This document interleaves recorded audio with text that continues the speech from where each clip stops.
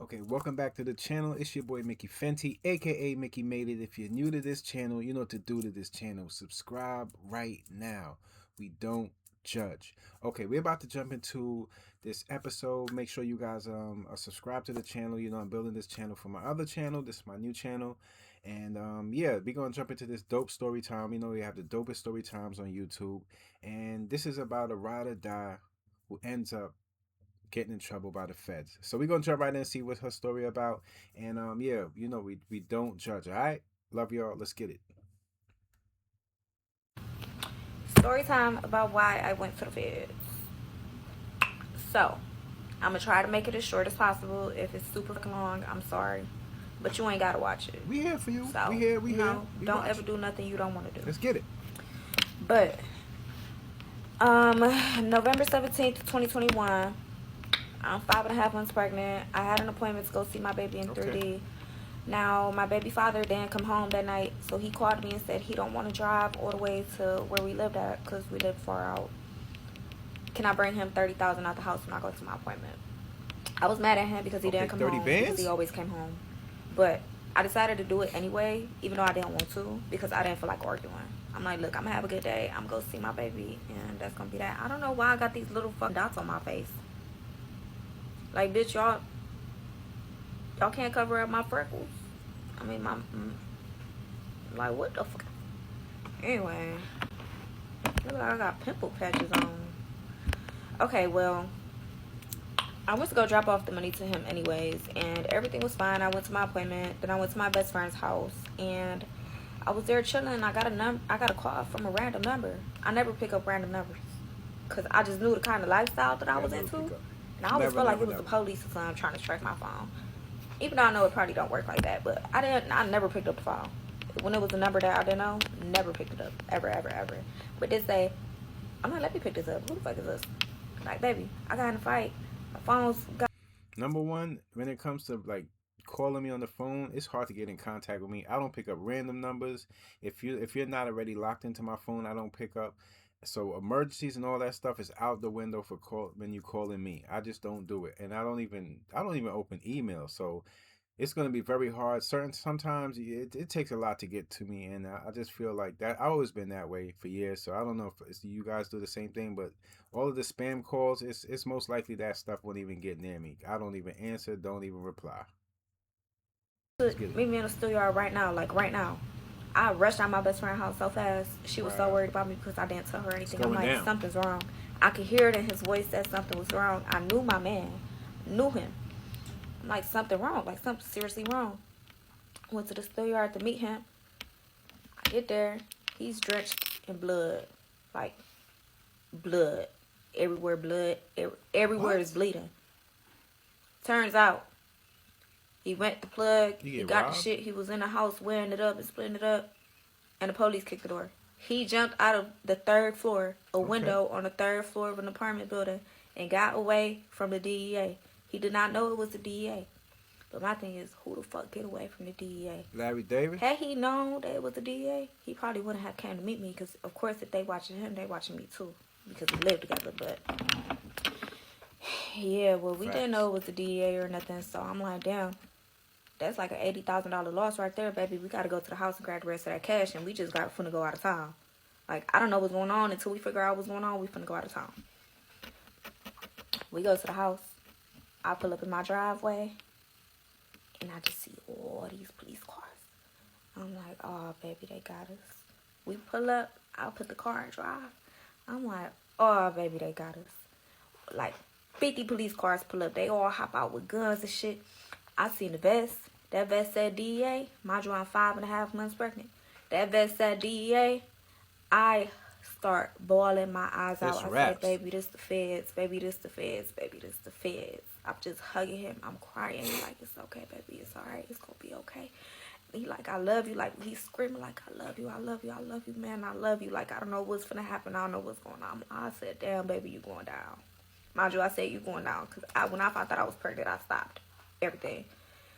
Just hugging him, bawling my eyes out. All I'm thinking is, damn, the police just finna take my nigga from me. I didn't know what was going on. All these police officers hopped out. They got big ass ARs and shit pointed at us. They like, get off him, put your hands up, put your hands up. Mind you, I'm so in a trance. I'm like super emotional. I'm crying. I'm hugging him. I'm just hugging him. I'm just crying like, no, baby, no. He like, you gotta get off of me. They about to shoot you. He yelling like, don't shoot, don't shoot, don't shoot. She's pregnant. They end up opening the door and pulling him out, and that's when I finally got off of him. Like, thank God they didn't shoot me, or like, you know, they wasn't super aggressive with me, because he did tell them I was pregnant, and I guess because they was watching this for so long, they knew I was pregnant, so it's probably why. But yeah, man, they didn't arrest me that day. They took him. They took everything from me, my phones, my purse. They searched our house. They took everything out the house, the money, the jewelry, the chains, the watches, everything, like literally everything. They took it. And they finally let me out the police car a few hours later, and I was just sitting in my house. Door broke off. My 2 dogs. Just crying. I was just super emotional. I didn't have no phone. Mind you, it was like late as fucking night when they finally let me out the car. It was super fucking late. It was probably like 10, 11, probably even 12. I didn't have no phone. I just got in my car and I drove. And I knocked on my brother's door.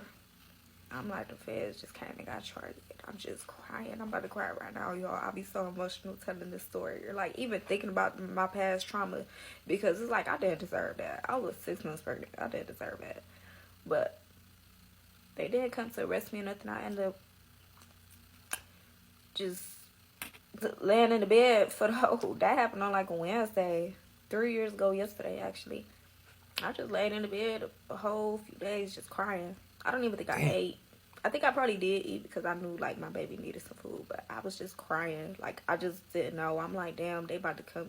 Honestly, I didn't think they was coming to get me because I was done with that shit. I'm like, ain't no way they tied me into that shit because I didn't do nothing. I haven't been doing shit. I didn't do shit since like May. I didn't do anything since May. They try to tie because everybody. That's when I thought that I was pregnant. I think I hit my last drop in May. Probably like the end of April, honestly. But they came to arrest me on Monday morning. Usually when it comes down to the feds and things like that, by the time you finish and you feel like you're going to quit, they already built up a case on you. So the time you quit might not be enough time because they already was on looking at you and watching you when you was on it. So whether you quit after the fact, they still have information and they still have evidence of you doing it from before. So usually the feds, they gather information before they lock it all in. Let's get it. Yep. They came kick my door in at 7 in the morning. They threatened to shoot my dogs. I'm upstairs making. I'm like, don't shoot them, don't shoot them. They took me in. They read my charges to me. It was conspiracy to distribute drugs. Charges 10 to life. They did let me out on bond. And that conspiracy charge is crazy. And they end up, when we did get our motion of discovery, I end up getting charged because I dropped some money off to him. They were saying that the money that I dropped off to him was, I knew what he was doing with the money. But honestly, we never talked. I knew what he was doing with the money because I just know my nigga and I know what he into. Because I was into the same shit. But he ended up, they didn't have no proof of that. But they still end up charging me with that. But that was okay because one of my drops, ended up turning informant, and he called my phone. When they first started investigating us, he got caught up for his own stuff. But he ended up calling my phone, asking me 1,500 blues. I was going to find out my baby gender that day, and I said, nah, I don't do that no more. I'm pregnant. I'm about to go find out my baby gender. But by me saying I don't do that no more, that tied me to the conspiracy anyways. But yeah, my baby father, he actually FaceTimed me sitting with the DA. My baby father overheard the conversation. He's like, call him, tell him I'm coming. You don't do it anymore. It means that you was doing it at the time. We about to go find out the gender of our baby. Fucking me, you finna go here to play. Like, we got into a big-ass argument. He like, I need to holler at that nigga like, you been serving him for months, and it's been good service. Like, it never was less than 10. Never was less than 10, and I served him for a few months. But we got into a whole argument. I went to go find out the gender of my baby by myself. It was a setup. They tracked our phones. Well, they tapped our phones. They tracked our cars, and they started watching us from there.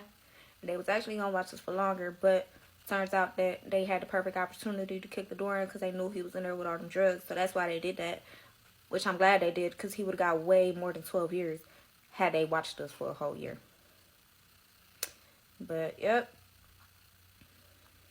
that's my life. Now he got sentenced to 12 years, and I signed my plea deal for 5 years. The feds is different. You live and you learn. You know, Oh, you got 12?